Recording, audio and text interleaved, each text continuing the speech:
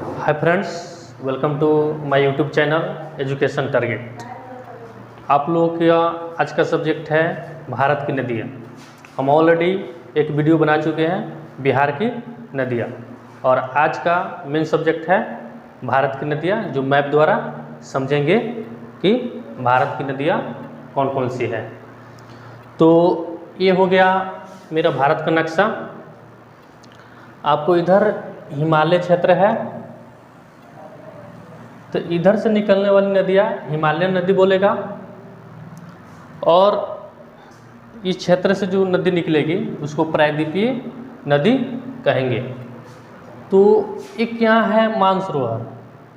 मानसरोवर से एक नदी निकलती है जो तिब्बत होते हुए, अरुणाचल प्रदेश होते हुए, आपको असम होते हुए, पश्चिम बंगाल होते हुए आ जाती है आपको बंगाल की खाड़ी में। और इधर मेरा अरब सागर है।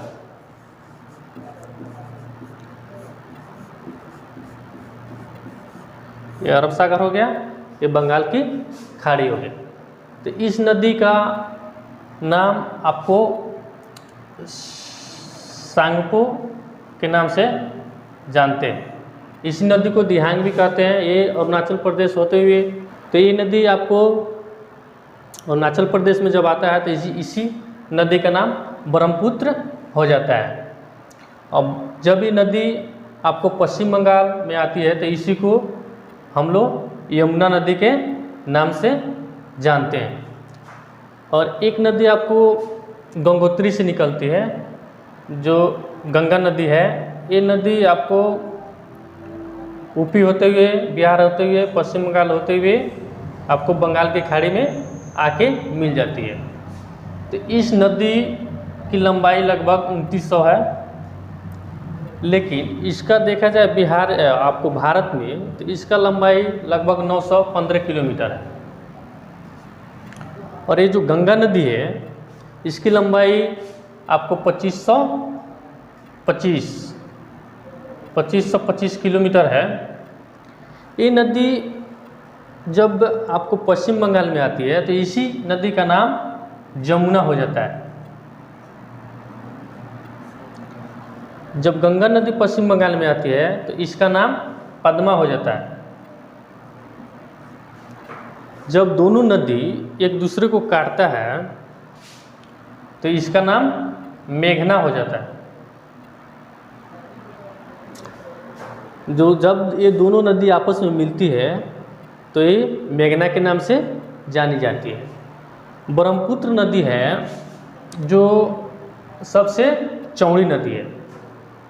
ब्रह्मपुत्र सबसे चौड़ी नदी है, और गंगा भारत की सबसे लंबी नदी है। ये जो ब्रह्मपुत्र नदी है तो ये क्या करती है कि जैसे नदी बहता है लो, तो अपने बीच में कुछ खाली स्पेस छोड़ देता है। खाली स्पेस छोड़ देता है लो, जिसे द्वीप कहते हैं। तो ये जो ब्रह्मपुत्र नदी आपको असम साइड में एक द्वीप का निर्माण करती है, वो जो विश्व का सबसे बड़ा द्वीप है, जिसका नाम है मांजुली द्वीप। और यही एक और द्वीप बनाती है, जो छोटा द्वीप है, उसका नाम है हुमाना।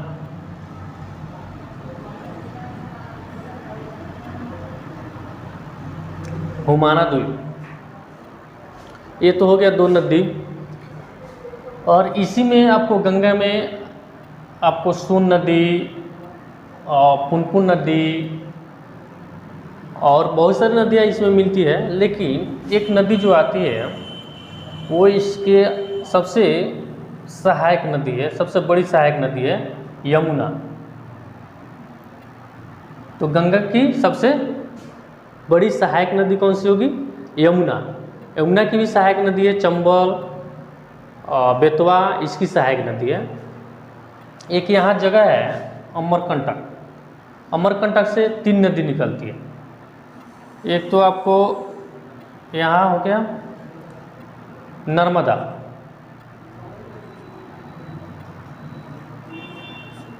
और एक नदी निकलती है आपको ताप्ती।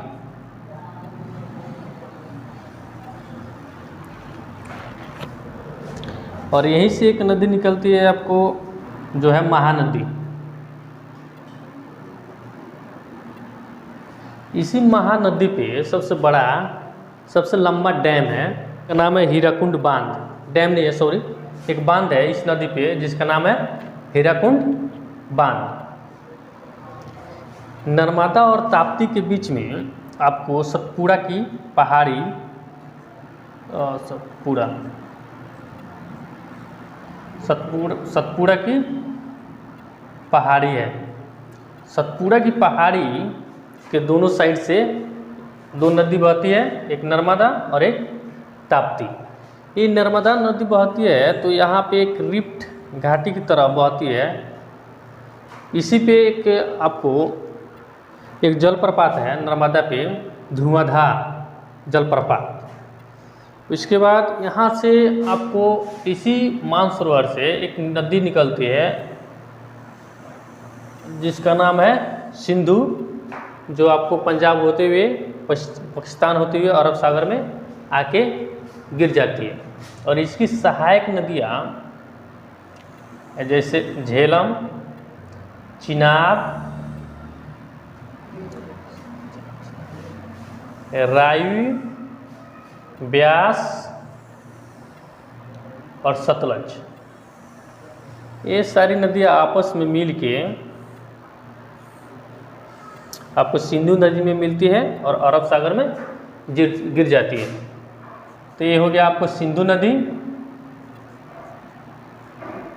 ये झेलम, चिनाब, रावी, ब्यास और सतलज, ये 6 नदियाँ हो गया। तो ये 6 नदियाँ पाकिस्तान से, भारत से होते हुए पाकिस्तान में आके गिरती है। तो एक आपको समझौता हुआ था, सिंधु जल समझौता, जो 1960 में हुआ था। इस समझौते के तहत आपको 3 नदी सिंधु, झेलम, चिनाब, इसका 80% जल आपको पाकिस्तान यूज करेगा और 20% इंडिया। जो ये 3 नदी है रावी, ब्यास, सतलज, इसका 80% जल यूज भारत करेगा और 20% पाकिस्तान करेगा। ये ब्यास और सतलज के संगम से एक आपको नहर निकलता है, इंदिरा गांधी नहर। इस नहर से सबसे ज़्यादा फायदा आपको राजस्थान का होता है।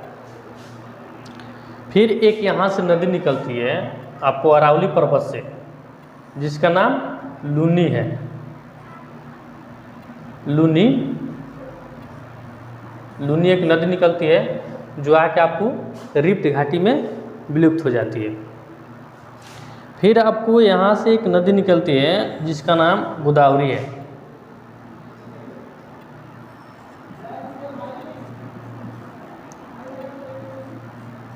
तो क्वेश्चन में पूछा जाता है कि भारत की सबसे बड़ी नदी तो गंगा नदी, लेकिन वहीं पूछा जाएगा भारत की प्रायद्वीपीय या दक्षिण भारत की सबसे लंबी नदी, तो आपको गोदावरी हो जाएगा। इसी को वृद्ध गंगा के नाम से भी जानते हैं। एक आपको नदी निकलता है यहाँ से कृष्णा नदी।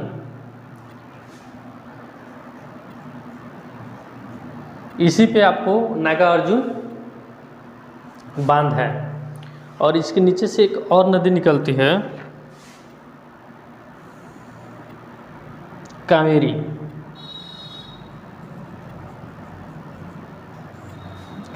ये कावेरी नदी पे आपको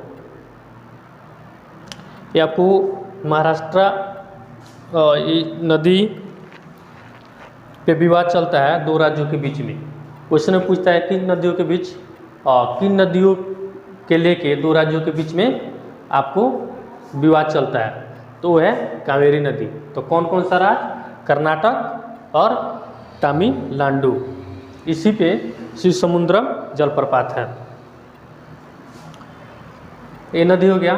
और क्वेश्चन पूछा जाएगा कि आपको भारत की जो गंगा नदी है, गंगा नदी की सबसे बड़ी सहायक नदी यमुना नदी है। तो ये तो हो गया मेरा ऑल ओवर आपको भारत की नदियाँ। भारत की नदियाँ में और पूछा जाता है कि जैसे कि जो ब्रह्मपुत्र नदी है, तो आपको सबसे चौड़ी नदी हो गया, गंगा नदी सबसे लंबी नदी हो गया।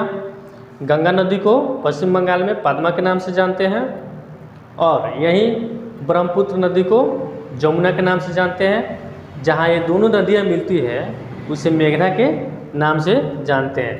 ये जो ब्रह्मपुत्र है ये आपको माजुली द्वीप का निर्माण करता है, जो विश्व का सबसे बड़ा द्वीप है, और हुमाना, एक हुमाना भी द्वीप का निर्माण करता है। उसके बाद आपसे पूछा जाएगा कि वो कौन सी दो नदियाँ हैं जो पूरब से पश्चिम की तरफ आता है, तो नर्मदा और ताप्ती। उसके बाद पूछा जाएगा कि वो कौन सी नदी है जो कच्छ की खाड़ी में जाके विलुप्त हो जाती है, तो लूनी नदी। उसके बाद आपको पूछा जाएगा कि वो कौन सी नदी है जिस पे विवाद चलता है और कौन कौन सा राज्य, तो तमिलनाडु, कर्नाटक। इस तरह हम देख लिए कि भारत की नदियाँ कौन कौन सी है। उसके बाद ऑब्जेक्टिव जो क्वेश्चन होता है उसके लिए आप किताब को रीडिंग करेंगे तो वहाँ से कुछ ऑब्जेक्टिव पकड़ा जाएगा। तो अमरकंटक से 3 नदियाँ आपको निकलती हैं। तो ये मेरा हो गया नदी। तो फिर हम नेक्स्ट वीडियो लेके आ रहे हैं जो कि आपको संविधान से रिलेटिव होगा, उसको देखना ना भूलें। यदि वीडियो लाइक सब्सक्राइब करना चाहते हैं तो कर दीजिए, यदि वीडियो आपको अच्छा लगा है तो। ओके, जय हिंद, जय भारत।